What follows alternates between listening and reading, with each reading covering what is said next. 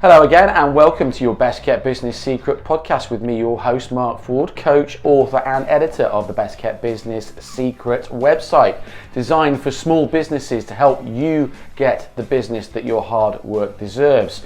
Now, in today's podcast, which is the 6th episode of the 30 in 30 days, helping you get back the business that your hard work deserves, I chat to a chap called Gordon Frew. Gordon will even admit that he accidentally set up his successful business.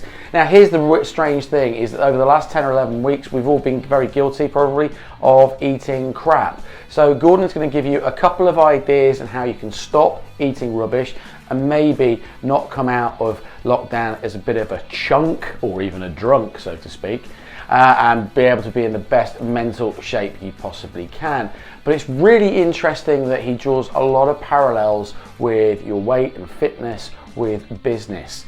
Now, before we get stuck into this, I want to apologize about the quality of the video. Please stick with it. To be perfectly honest, we had an absolute bucket load of Wi-Fi issues when we recorded this yesterday, so much so that occasionally it will look like I'm actually trying to reach the International Space Station and not Glasgow. But if you can get past that, you'll enjoy the content that's in today's podcast. Let's get stuck into it.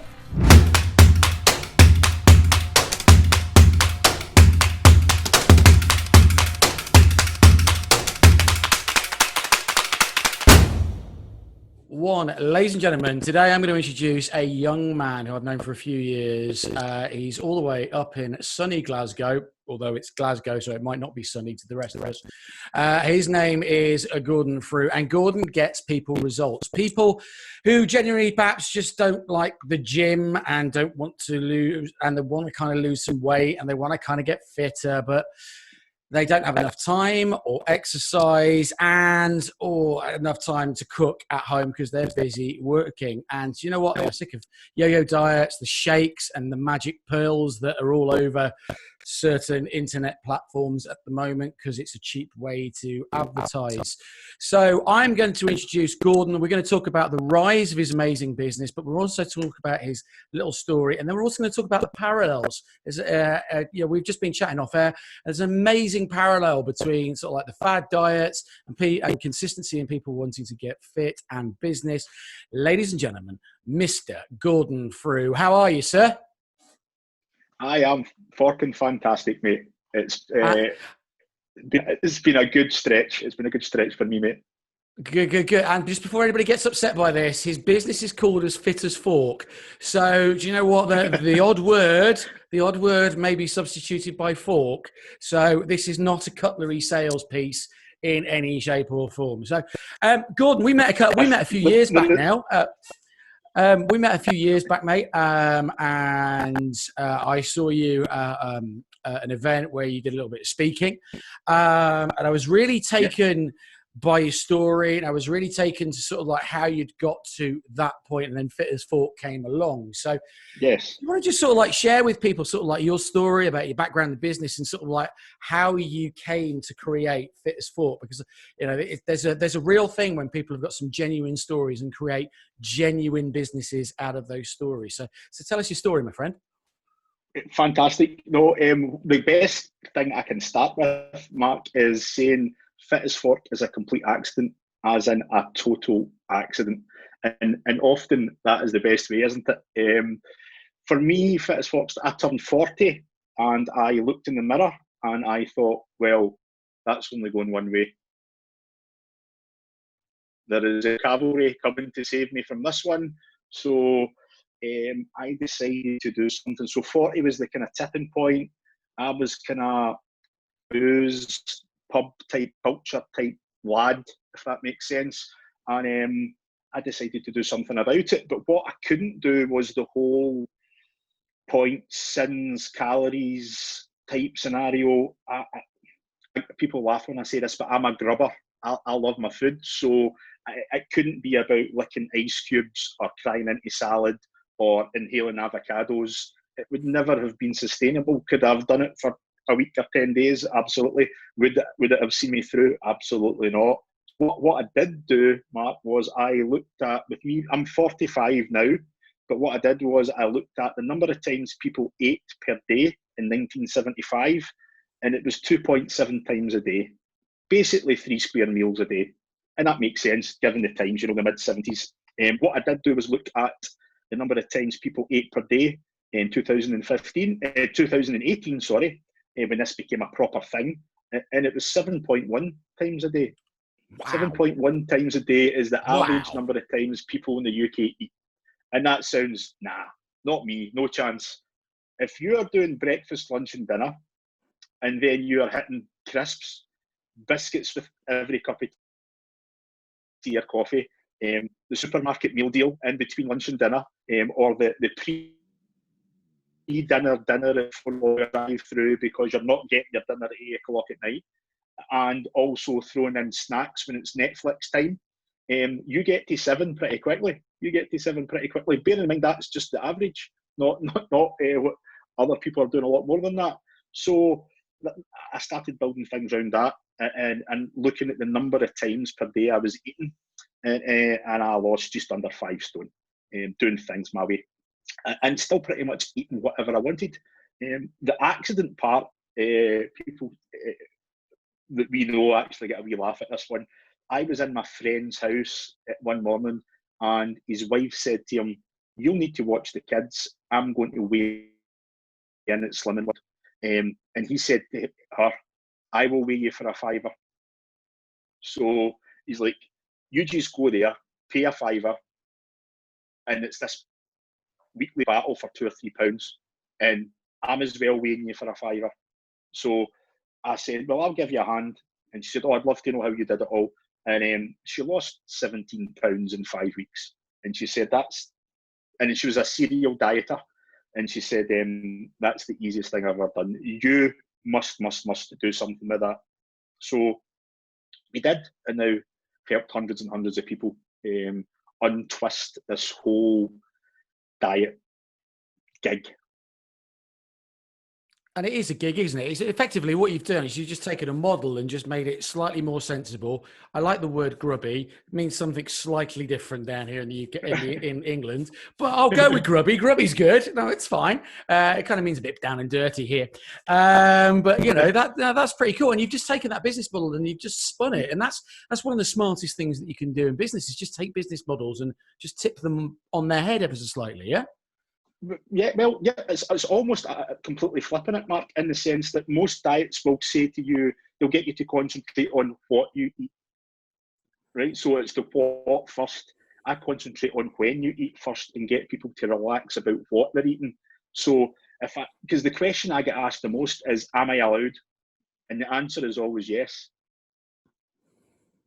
So the diets are all about, this is what you eat. If it's not food you don't, if it's food you don't like, it's never going to be sustainable. So it's always going to be that elastoplast short-term fix. And you mentioned the pills, the shakes, and the flat tummy fucking coffee or whatever the latest. And that is the equivalent. That is the equivalent of me giving you 20 quid and sending you to the shop and you coming back with magic beans. That is the equivalent of that. And we talk about the parallels between business and all this stuff. We had a good chat off here. That is the shortcuts. And you've been in.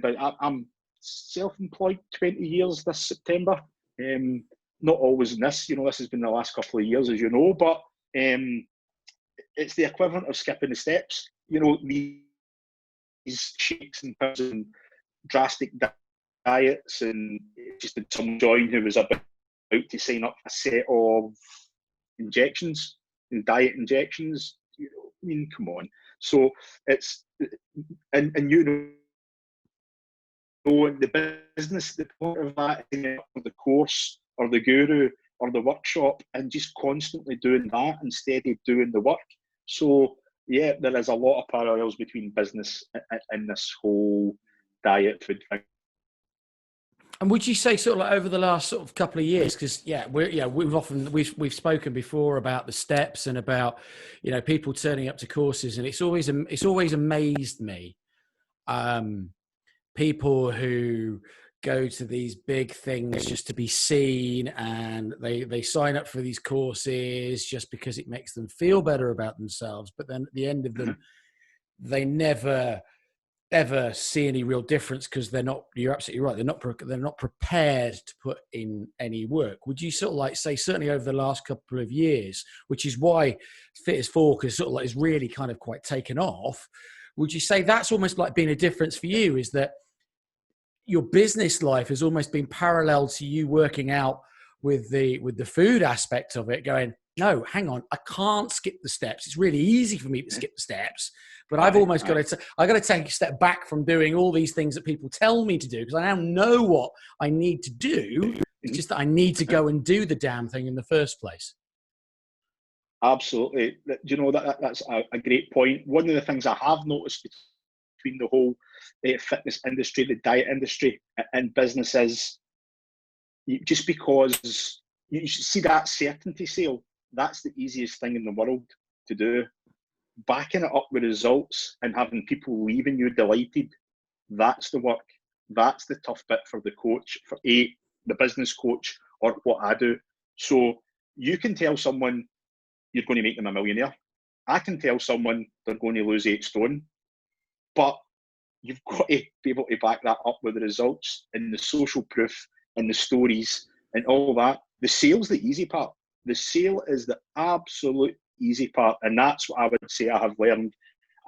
You can make the promises. What's a nice position to be in, and I know it's similar with you as well. I can tell everybody I'm brilliant. You can tell everybody you're brilliant. When other people tell other people, you know what you're doing, and you get results, that's when things catch light. And that's where the power in that whole, not quite referral or testimonial, but you know, other people telling other people that you know your stuff, it carries more than anything me or you could say about ourselves. Yeah, and it's really weird because I've been doing this long enough now to work out that actually I can make anybody a millionaire. I can genuinely, I can make anybody a millionaire. The only problem is it's on a spreadsheet. That's generally how I can make people millionaires, is on a spreadsheet. It's not my fault if nobody wants to do the work or nobody wants to sell stuff, right? So yeah, I get in exactly the same way. You can get people to sort of like lose 8 stone.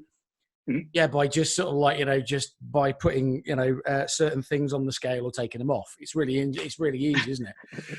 So do what we were talking about, sort of like, and what we were sort of like get down to, sort of like is some quick hits. These are not quick hits. It's not the right phrase that I'm using, but it's some ideas about, you know, we've all been sat at home for the last 10 or 11 weeks, and some of us are going to be sat here for still probably another 3 or 4 weeks yet.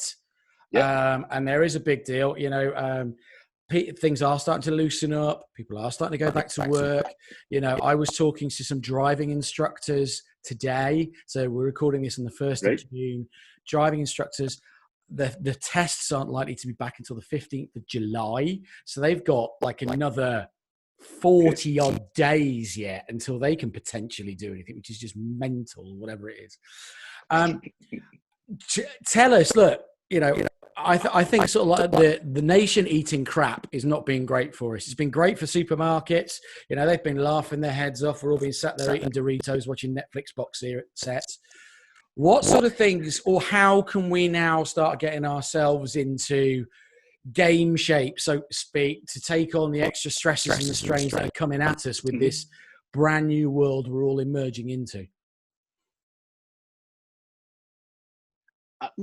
Yeah, definitely. What the first things I do is look at people's look at your own. Most people are going breakfast, snack, lunch, snack, dinner, snack, snack. Now, because of lockdown, you can probably throw another couple of snacks on there. You know, we're passing the fridge all the time, we're passing the cupboards all the time, and there's actually a new term, covicity, instead of obesity. Obesity, people just being half man, half couch, and digging in almost with a nose bag on, and that's got to catch up. I think an easy win or a hint or a tip that I could share is to know exactly where you are with this stuff is, and why you have got there, is to write doing a list of your habits. A list, again, there's a part of habits, what you do daily, weekly, and monthly. The clue to where you are in terms of your weight and your fitness will be in that list. And similarly, people who keep fit and are in good shape, regardless of what age you are, the clues to why they are the way they are is also in that list of habits.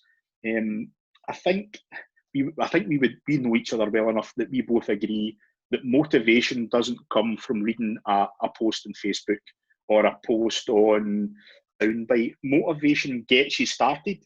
Motivation almost says, right, okay, let's roll, let's do this. The lists are the thing that take you there. Motivations, and habit. So I think if you were to be really honest with yourself and write down your list of habits weekly, monthly, daily, weekly, and monthly, all the clues are in there. Absolutely, all the clues are in there. And what I would say as well, to change those habits, what I have learned as I have went along, it takes at least 21 to 60 days to either break an old habit or install a new one. And if you haven't given it at least 21 to 60 days, you haven't given it a chance. Yeah. I mean, it's interesting. You sort of like say motivation is a start, and I think it always is. And I mean, I wrote a post. I think it's probably one of the most popular posts that I ever wrote on Facebook once. Was that knowledge is not the key, and knowledge is not the power. Motivation and knowledge are the first two stages. Is actually taking some damn action about that whole thing. Yeah. And I've always been a true believer in that, as humans, it's like goal setting. I don't understand people who use SMART goals as goal setting. It's dead. It's been deceased for like nearly 10 years, but we still use it. Right. Yeah. Is that actually as humans, if that's a burning fire over there and that's cool air over there, we should be walking to the cool air. If you're walking to the burning fire, one, you're an idiot.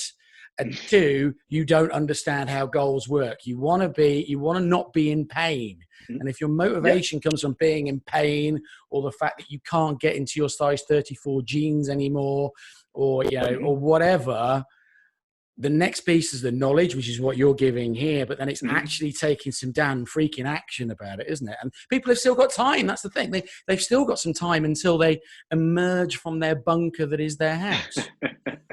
At some point, everyone needs to take their pajamas off and put their work clothes back on. Do you know what I mean? That At some point, everybody's got to do that, and there's going to be a bit of pain in that.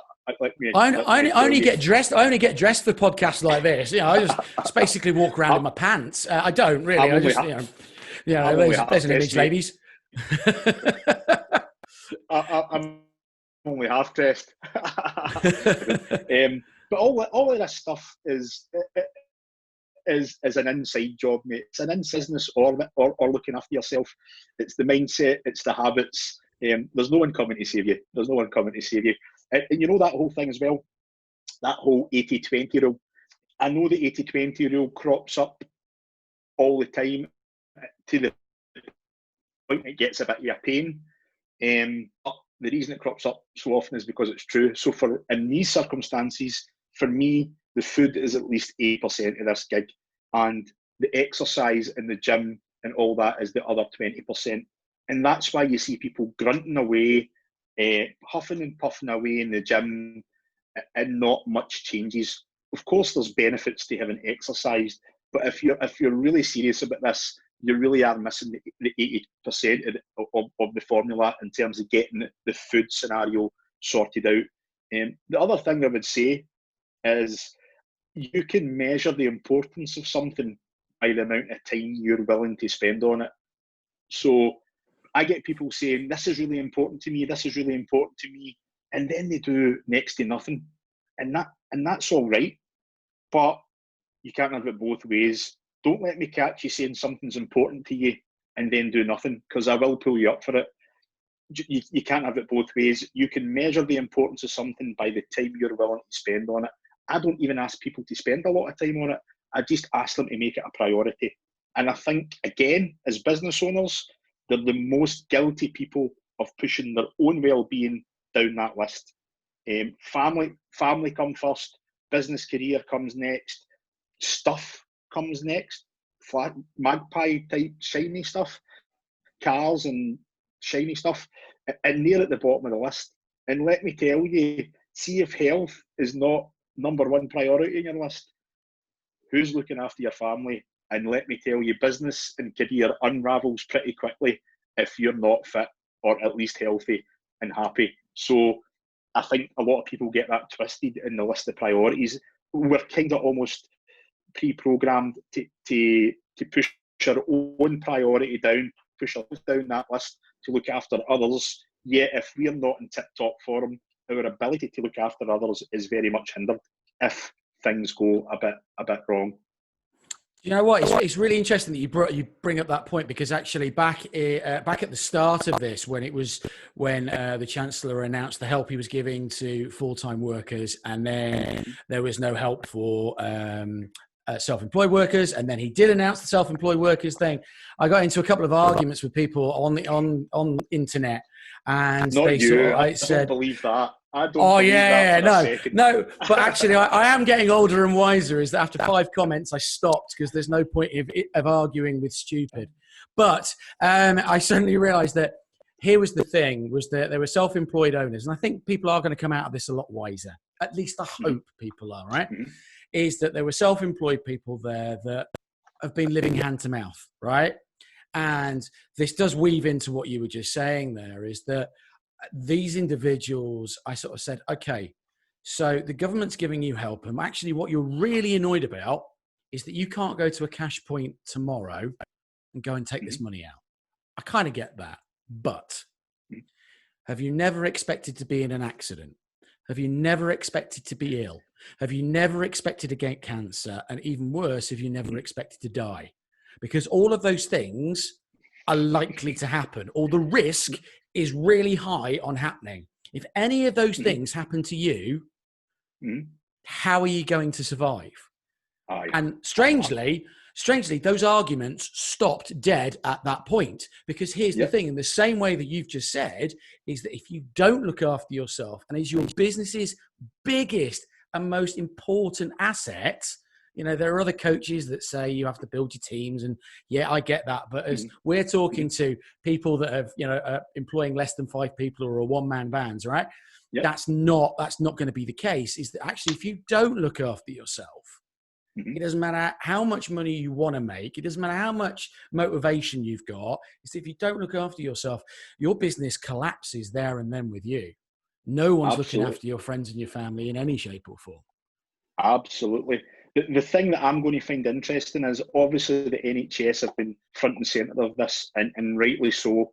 And that whole clapping on a Thursday thing, yeah, I get that. I've done it every week as well, whether you're for it or not. The kids like it. So, but you know, they're the heroes of the piece, and rightly so.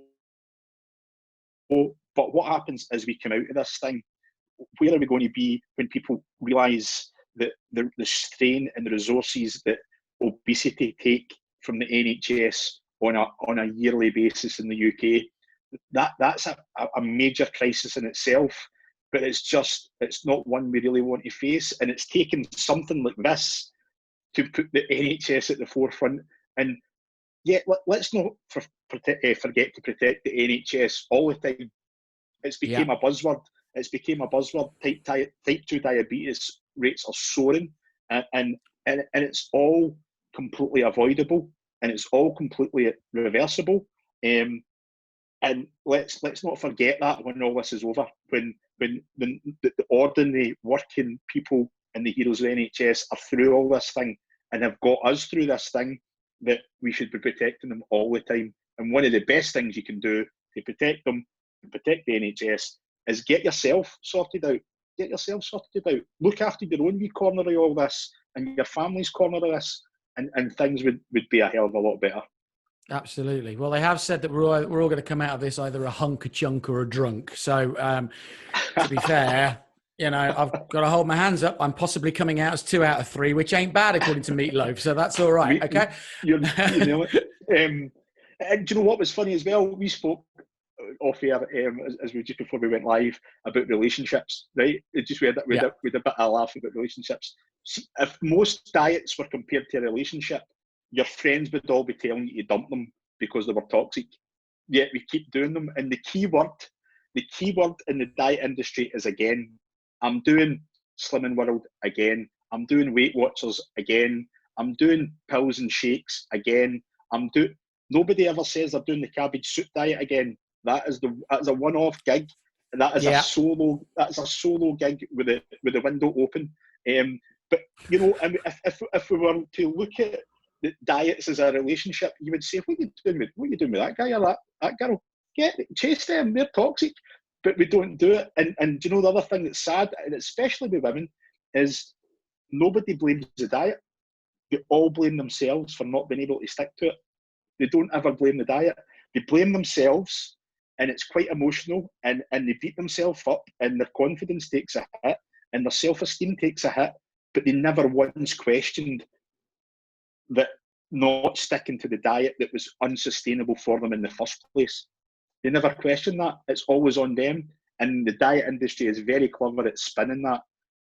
You know, and that's why we lead to, I'm doing it again. I'm doing it again. And you know, it's like anything.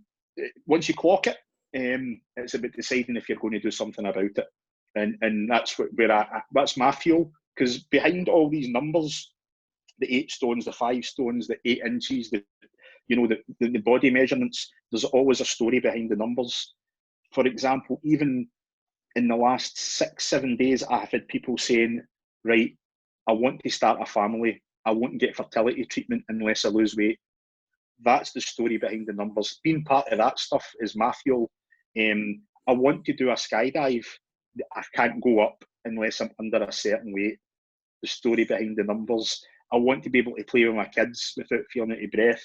So whilst, yes, the hook to me is weight loss and feeling better and doing something like that, there's always a story behind the numbers. And that's where, that's my fire and that's my fuel. To be part of those things is pretty cool. Cool, man. Thank you so much. Look, dude, what's next for you? We're coming out of lockdown.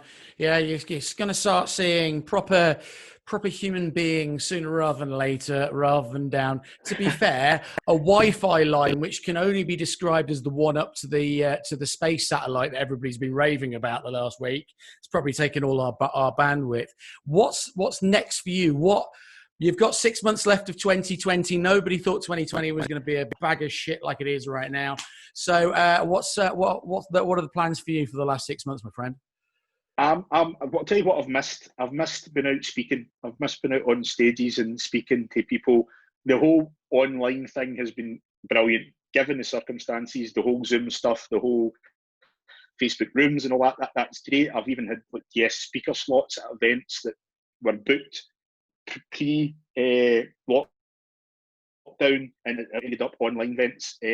But I'm looking forward to getting back and out. For me, it's almost one person at a time, one room at a time. Going back to your point, there only is me. There is a small team in the background, but there only is me getting the message out about the whole diet industry.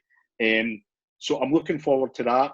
To give you a laugh, again, that's an accident, Mark. The speaking thing's an accident. So the first person that phoned to book me for a speaker, I thought he was phoning to sell me a ticket. He said, I'm having this event. And I was dry. I thought, this guy's selling me something. He's like, I'm having this event. It's called Mind, Body and Soul. And I'm like, oh, are you? And I was like, try as anything. And he says, no, I want you to be a speaker on the body. He's like, oh, that changes things. So, and we went and we did it. And you know, that landed. And then that one gig gets you 2 others. And those 2 others get you 4 others. So that I'm looking forward to. Every aspect of Fit as Fork is leveling up. Lockdown's been good. To touch on the lockdown thing, some people have taken it as an opportunity to say, this is time that I wasn't expecting. I can't really work on my business or my job the way I thought I could, so let's work on me. And others have said, screw it, I'll deal with it after lockdown. And thankfully, I'm there both sides of that. You know, I'm looking to pick people up for both sides of that. But it's interesting, and it's back to that importance thing. It's, you know, the time you're willing to spend on yourself. most people are not even scratching the surface when it comes to looking after themselves. Yet a fit and healthy them runs through every other aspect of their life. Brilliant. Gordon, where can people find you, my friend? Where can they come and see you? You'll get me on Facebook primarily, Fitz Fork Facebook page. If you want any information, all you need to do is click the send message button. You'll get some information, and I will also personally follow up and see if I can help you in any way at all. Website is in the pipeline. People are waiting on me. It's me that's holding that one up. So, but again, there's a wee business lesson in that. Previously, I have had business ventures where I put all the bells and whistles on a website before knowing it was a thing. This time round, I have made sure it's a thing before putting all the bells and whistles on it. So you will find me there. Brilliant. Great stuff. Gordon, fella, thank you so much. Appreciate it, buddy.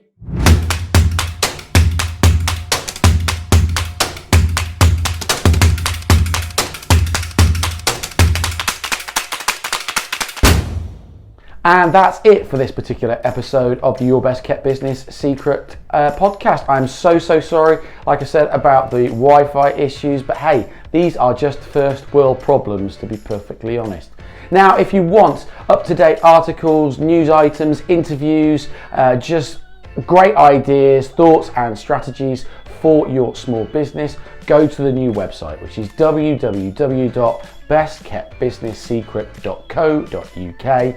That's www.bestkeptbusinesssecret.co.uk, and there is a stack of stuff on there that will help you get the business that you truly deserve. I've been Mark Ford, I've been the original Best Kept Business Secret, and I will see you on the other side.